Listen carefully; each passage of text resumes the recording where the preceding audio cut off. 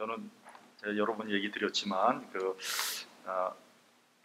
TV 중에서 꼭 보는 게 있습니다. 꼭 보는 게 하나 있는데 아시죠, 여러분? 뭔지 벌써 다 알아요. 징비록을 열심히 보고 있습니다. 토요일하고 주일날 방영을 하는데 토요일은 시간이 안 되니까 주일날 예배 끝나면 이제 집에 와서 편안히 앉아서 그 드라마를 시청을 합니다. 여러분 혹시 보고 계세요? 대부분 안 보는 것 같아요. 여러분 막장 드라마 보지 마시고요. 그런 좋은 드라마 보시기 바랍니다. 역사 드라마. 여러분 우리가 꼭 우리나라 역사잖아요. 정말 볼만합니다.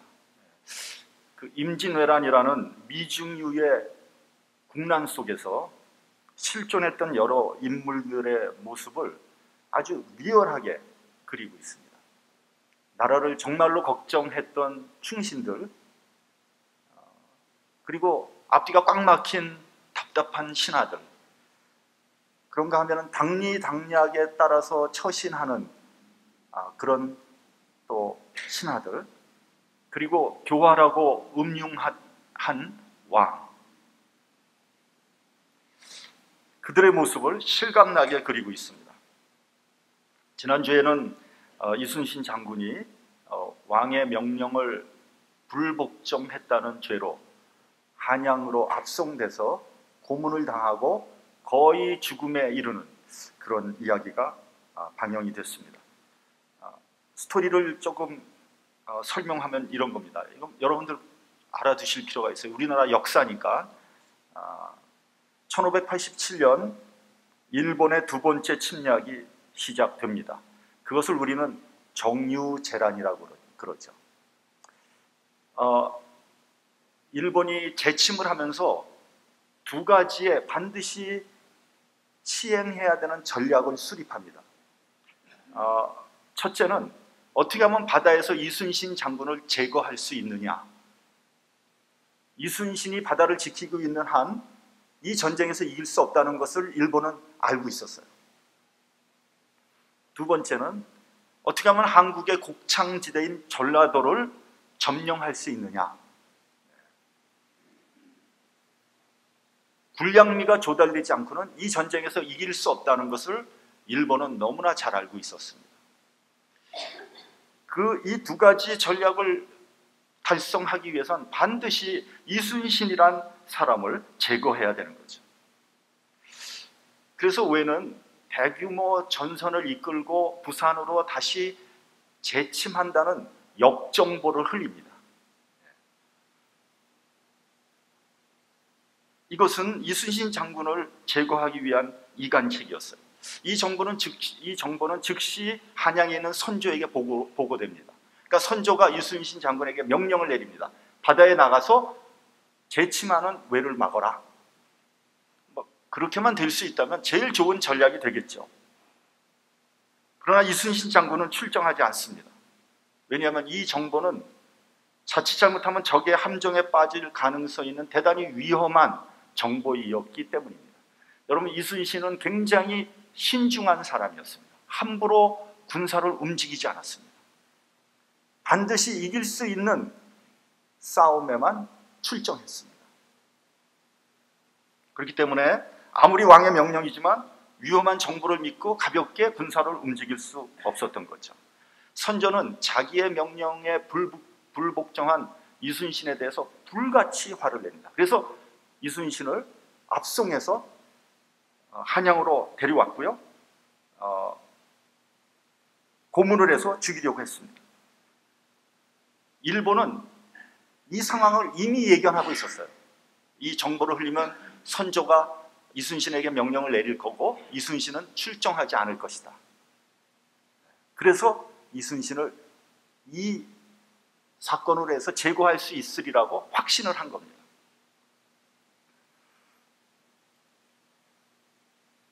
이간책은 적중했고요. 이순신 장군은 죽을 수밖에 없는 그런 궁지로 내몰리게 된 겁니다.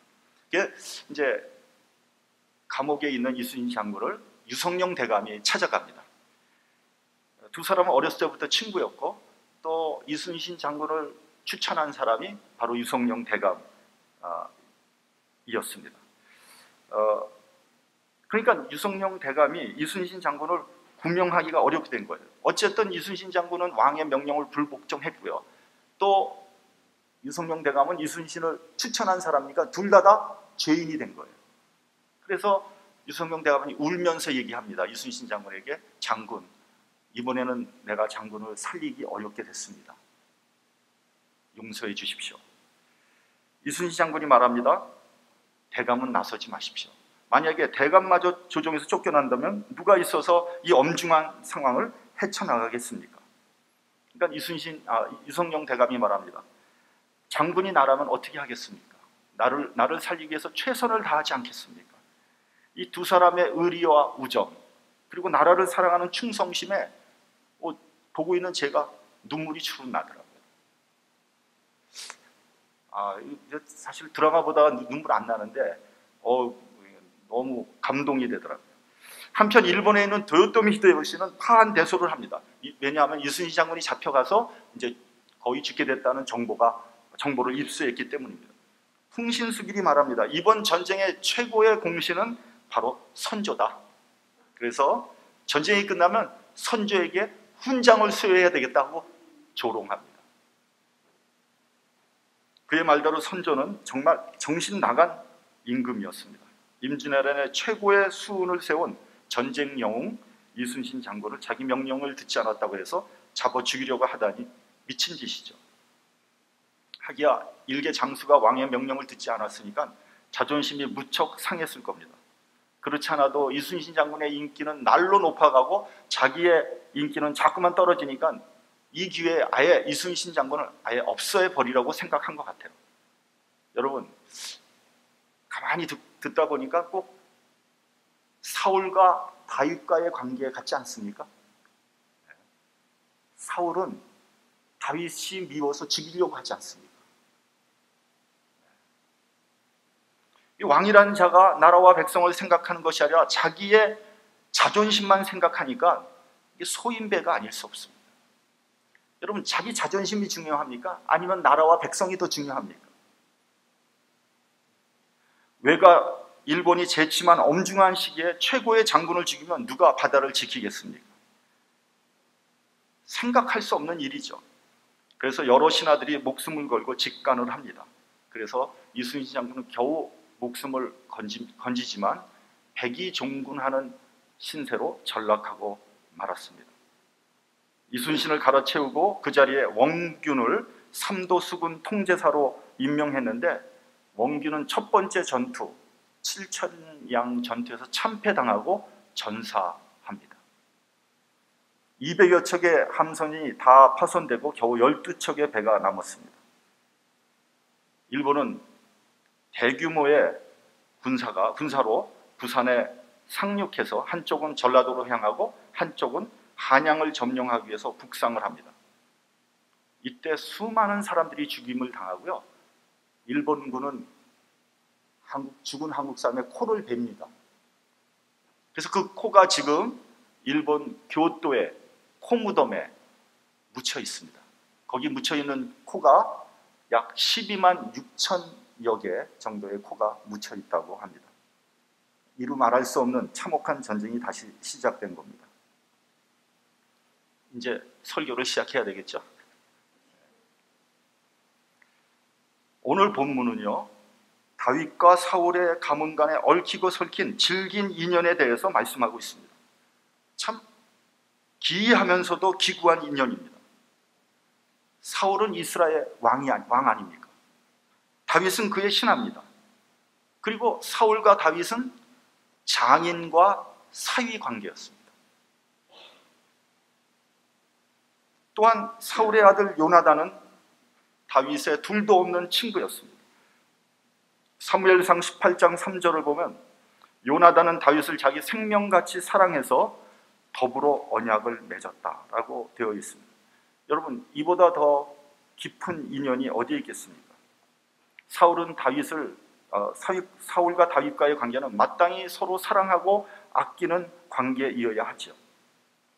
다윗은 사울을 왕으로 존경하고 충성을 바쳐야 되고요. 사울은 다윗을 신하로 아끼고 사랑해야 마땅하죠. 더구나 다윗은 이스라엘을 괴롭히던 블레셋의 장수 골리앗을 죽이고 이스라엘을 구한 전쟁 영웅 아닙니까? 그런데 이 둘과의 관계는 어떻게 되었습니까? 일단 사울은 다윗을 자기의 신복으로 세웠습니다. 그리고 자기의 딸을 다윗에게 줘서 사위로 삼았죠. 그러나 실제로 이 둘과의 관계는 사실은 정적이 되었고 원수가 되었습니다.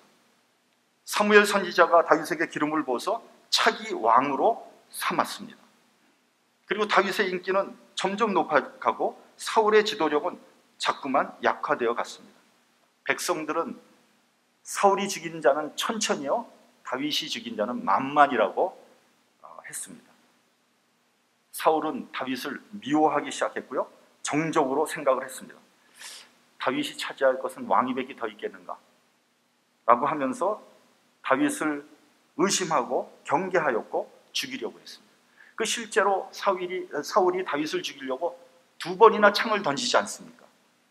다윗은 겨우 죽음을 모면하고 도망을 칩니다. 사울은 3,000명의 군사를 이끌고 도망가는 다윗을 쫓아갑니다. 그리고 끝까지 쫓아가서 죽이겠다고 공언을 합니다. 그래서 다윗은 끝없는 도망자의 신세로 전락을 하죠. 하여튼 사울을 피해서 도망갈 수 있는 데는 다 도망갑니다. 심지어는 블레셋까지 사울의 손이 터치지 않는 블레셋으로 도망가기도 했습니다. 그러니까 여러분, 다윗의 입장에서 보면 사울은 원수죠. 그러나 자기가 섬겨야 되는 왕이기도 합니다. 그리고 둘도 없는 친구 요나단의 아버지이기도 합니다.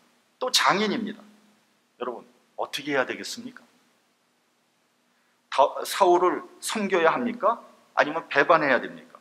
사랑해야 됩니까? 미워해야 됩니까? 아니면 원수로 생각해서 죽여야 합니까? 이것이 문제입니다. 여러분, 이런 상황은요, 뭐 이렇게까지 복잡하지는 않지만 우리의 삶 속에서 얼마든지 일어날 수 있습니다. 우리가 인생을 살다 보면 여러 가지 경우를 당하게 됩니다. 친구였던 사람이 경쟁자가 되기도 합니다. 심지어는 원수가 되기도 합니다. 사랑하는 사이가 증오하는 사이로 변하기도 합니다. 배신을 당하기도 하고요, 배신하기도 합니다. 역사상에 유명한 배신자들이 있죠. 시저와 브루투스. 브루투스는 시저의 양아들이었습니다. 시저가 그렇게 사랑하고 믿었는데 양아들인 브루투스는 시저의 등에 칼을 꽂습니다.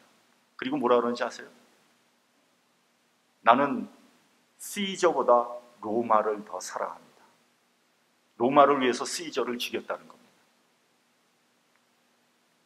예수님은 사랑하는 제자 가룟 유다의 배신으로 잡히게 됩니다. 그리고 십자가에 달려서 죽임을 당하죠. 역사에 남는 최악의 배신자들입니다. 여러분, 우리는 원하든 원하지 않든 어떤 일을 결정하고 선택해야 됩니다. 어떻게 인간관계를 맺을 것인가 고민해야 됩니다. 그런 경우에 나는 어떠한 결정과 선택을 하고 있습니까? 당장의 이익을 택할 것인가? 아니면 먼 장래를 바라보고 지금 손해를 볼 것인가?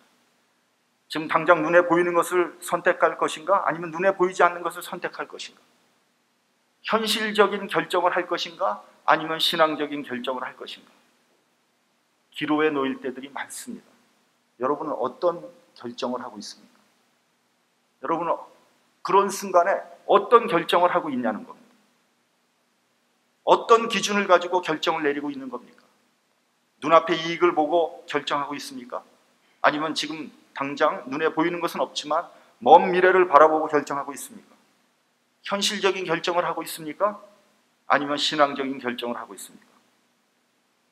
히브리서를 보면 모세는 믿음으로 바로의 공주의 아들이라 칭함을 거절하고 도리어 하나님의 백성과 함께 고난받기를 잠시 죄악의 낙을 누리는 것보다 더 좋아하고 그리스도를 위하여 받는 능욕을 애굽의 모든 보화보다 더 큰 재물로 여겼으니 이는 상 주심을 바라봄이라. 이렇게 되어 있습니다.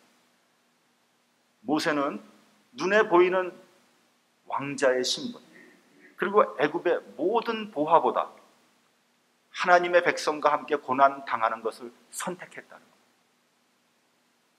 그리스도를 위해 능욕을 당하는 것을 기뻐했다는 겁니다. 그 이유는 상 주시는 이를 바라봅니다. 즉 하나님을 바라봤다는 거예요. 사무엘상을 보면요, 다윗은 사울을 죽일 수 있는 절호의 기회 2번이 있었습니다. 손만 뻗치면 죽일 수 있었어요. 그래서 다윗의 부하들은 이것이 하나님께서 주신 천재 이루의 기회입니다. 죽이십시오. 그때 사울을 죽였다면 다윗은 아마 더 빨리 이스라엘의 왕이 됐을 겁니다. 아무런 하자가 없었습니다. 그러나 다윗은 사울의 겉 옷자락만 살짝 베어버리고 말았습니다. 왜 다윗은 절호의 기회를 그냥 흘려보낸 것일까요? 지금 눈앞에 있는 유익을 취하지 않고 먼 미래를 내다본 겁니다. 다윗은 부하들에게 이렇게 말합니다. 내가 여호와의 기름 부음을 받은 내 주를 치는 것은 여호와의 금하시는 것이다. 무슨 말입니까? 첫째는 기름 부음을 받은 나의 주인을 죽일 수 없다는 거예요. 다시 말하면 부하가 왕을 죽일 수 없다는 겁니다. 권위에 대해서 말씀하고 있는 겁니다. 로마서를 보면 각 사람은 위에 있는 권세들에게 굴복하라고 했습니다. 권세는 하나님께로 나지 않음이 없나니 모든 권세는 다 하나님의 정하신 바라고 했습니다. 그렇습니다. 여러분, 권세는요, 지켜야 되고 지켜주어야 합니다. 요즘 젊은 사람들이 종종 권위에 도전을 합니다. 그것을 굉장히 똑똑하고 용감한 것이라고 생각을 합니다. 아니, 그럴 때도 있습니다. 나쁜 권위라면 도전할 수 있는 거죠. 그러나 근본적으로 그러한 행위를 하나님께서 별로 좋아하지 않는다는 걸 알아야 합니다. 여러분, 내가 위에 있는 권위에 도전하면요, 내 밑에 있는 사람이 나의 권위에 도전한다는 것을 기억해야 됩니다. 그래서 조심해야 돼요. 둘째, 다윗은 하나님을 바라봤습니다. 다윗은 항상 하나님을 의식하면서 산 사람입니다. 우리가 성경에서 보면 다윗을 하나님의 마음과 합한 자라고 그렇게 말씀합니다. 여러분, 하나님의 마음과 합했다는 게 도대체 무슨 뜻입니까? 뭐가 하나님의 마음과 합했다는 거예요? 회개를 했다는 겁니다. 여러분, 회개라는 것은 하나님을 의식하는 행위입니다. 하나님을 의식하지 않으면 회개를 할 필요가 없어요. 다윗은 비록 완전한 사람은 아니었지만 자신의 잘못을 겸손히 인정하고 회개하는 사람이었습니다. 우리 본문 3절을 같이 봉독하겠습니다. 본문 3절. 자, 시작. 왕이 가로되 사울의 집에 남은 사람이 없느냐? 내가 그 사람에게 하나님의 은총을 베풀고자 하노라.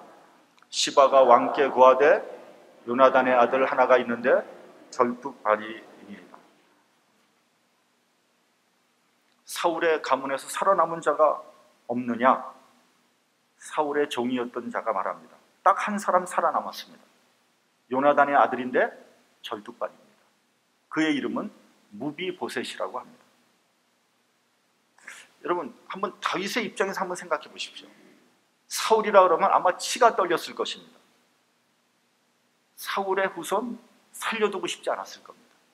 왜냐하면 다윗은 사울 때문에 죽을 뻔한 고비를 여러 번 넘겼기 때문에 그렇습니다. 그리고 늘 도망 다녔지 않습니까? 근데 한편 다른 쪽으로 생각해 보면 자기의 가장 친한 친구였던 요나단의 아들이기도 합니다. 어떻게 해야 됩니까? 여기서 보면 다윗은 무비보셋에게 하나님의 은총을 베풀겠다고 했습니다. 이 말이 굉장히 중요합니다. 하나님의 은총, 이거는요, 내가 자비를 베풀겠다는 게 아니에요.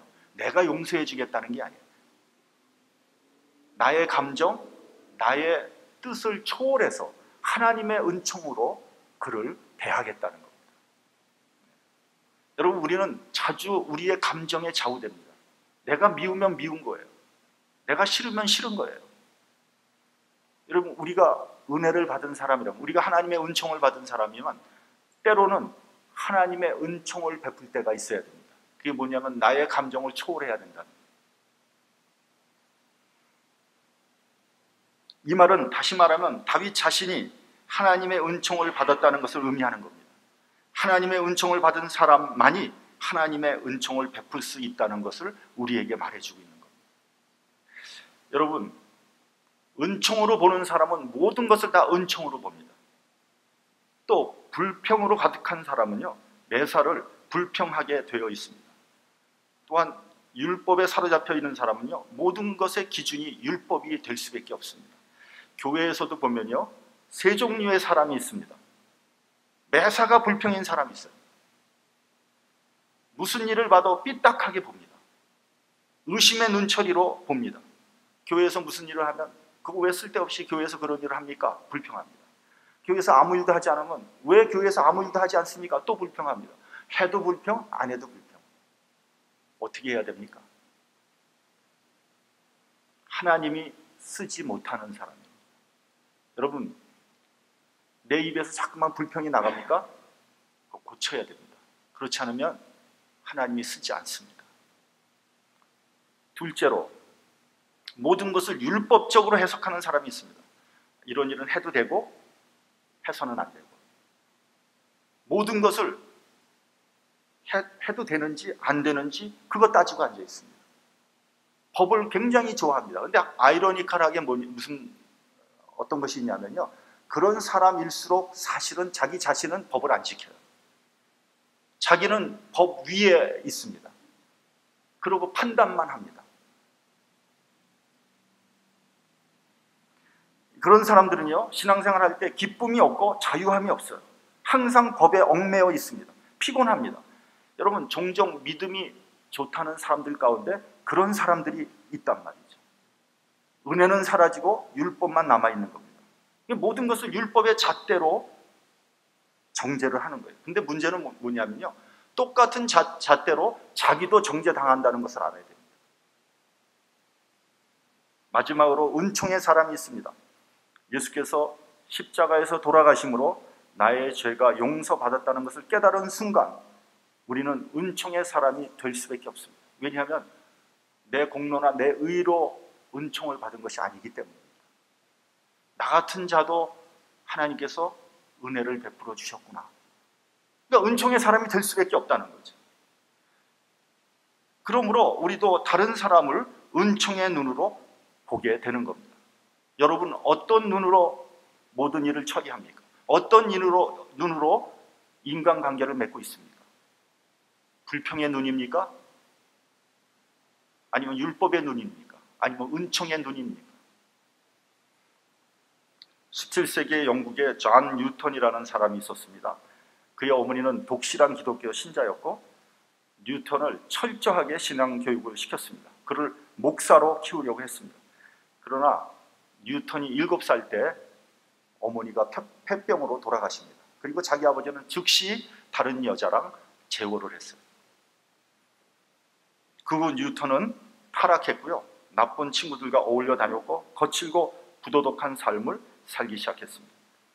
그는 심지어 돈을 벌기 위해서 아프리카행 배를 탔고요, 그 배는 노예 무역선이었습니다. 그리고 그는 얼마 후에 노예 무역선의 선장이 되었습니다. 무자비하게 흑인을 사냥했고 그것을 팔아서 돈을 벌었습니다. 양심의 가책 별로 느끼지 못했습니다.